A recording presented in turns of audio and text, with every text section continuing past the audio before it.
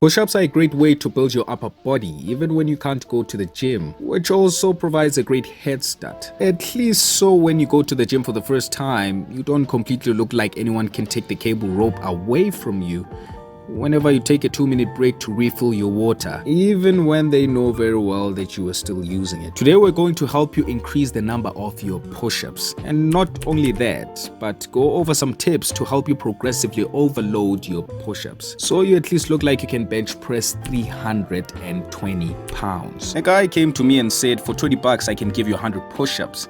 And I said, sure, and I'm getting 50 from you if you fail. I'm still surprised he agreed to that. And I was already seeing the look on his face when I'll be finally taking that 50 bucks, because the moment he got to the ground for his first rep, he looked like he was about to do yoga. And you guessed it, he failed. That's when I said to myself, that's where the problem is, and where easy money comes from. When performing your push-ups, you need to make sure that you are first of all in the correct position, and that is making sure that you brace your core. Similar to when you're so drunk, you put on some deodorant, brace your stability and fast-pace your speech, thinking you have everything under control and trying as much as you can so your wife doesn't notice because you convinced her that you stopped drinking.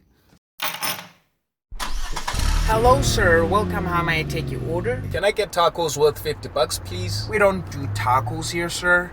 You're at McDonald's. It was at this moment that he knew.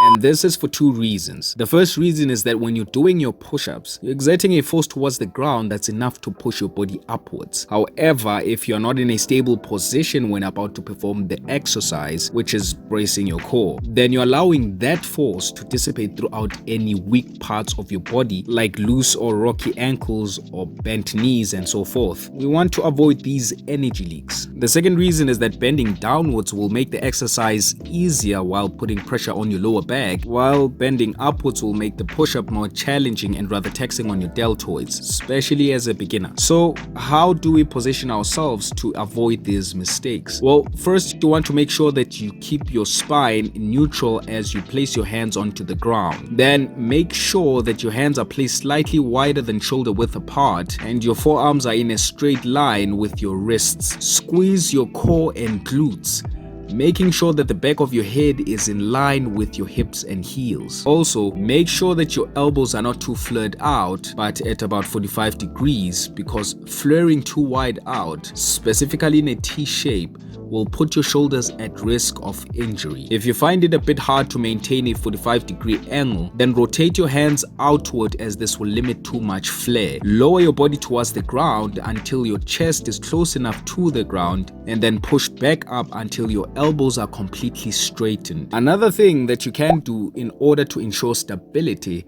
is to push back your shoulders such that you feel your lats activate. Then perform the push-up. This alone will get you far ahead with your reps than your previous push-up position, and adding other tips as well that we'll cover in this video in order to maximize upper body muscle growth as well. Next tip is strengthening your core. Your core is like a foundation. Remember how you used to brace it whenever your hot PE teacher showed up as you're about to jump into the pool during a period? And my friend, that's when you realize that you might just actually be into MILFs. Hence we spoke about bracing it, MILFs, when getting into position for your push-ups. But then again, if your core is not sufficient, then perhaps that's what we need to deal with first before talking about bracing anything really. And this means incorporating some ab exercises into your workout. And these exercises are not as dynamic like crunches and leg raises, so for now you have nothing to worry about. We're training to strengthen your core enough and not to necessarily get you six-pack abs. That's a topic for another video another day. This means including exercises like ab rollouts and planks, as they are more static and carry over more to your push-up strength and maybe rather less taxing. I'm just kidding, they are not any easier either. This will eventually help strengthen your core, giving you a firm base in order to improve your push-ups. Again, seriously, if you're looking for six-pack abs, I'll drop an entire video for that specifically. The next tip is to do your push-ups more more frequently. Our bodies are masters at adapting, and as you perform the push-ups even more, your body gradually adapts to them and thus gets stronger over time since it's now more efficient. Meaning the more you perform your push-ups, the more your body is able to coordinate the movement neurologically, such that as time progresses you become more efficient when performing the exercise. There's clearly a dose response with higher push-up volume per week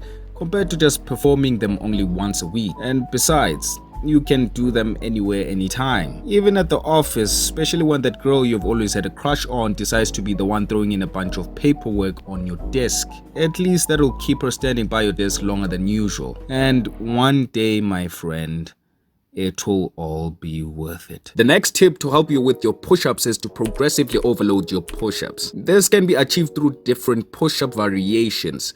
Seeing that you'll be pushing only about 64% of your body weight during a regular push-up, performing variations like feet elevated push-ups, single leg raised push-ups, spike push-ups and so forth, then immediately moving over to easier variations like kneeling push-ups upon failure, similar to performing a drop set. This will increase your maximum push strength even further, especially if you have gotten used to doing regular push-ups. Now, although we're mainly focusing on push-ups, especially if you're training from home, you'll push the process even faster if you incorporate weightlifting in your workouts with compound exercises like the bench press. This will obviously amp up your strength, in turn making it easier for you to perform more and advanced push-ups. Try out these tips and you'll surely begin to notice a significant improvement with your push-ups. Also, check out this video if you want to incorporate weightlifting with chest exercises to develop your upper body strength faster, as well as grow a bigger noticeable chest. If you enjoyed this video, leave a thumbs up and don't forget to subscribe. I'll see you on the next video.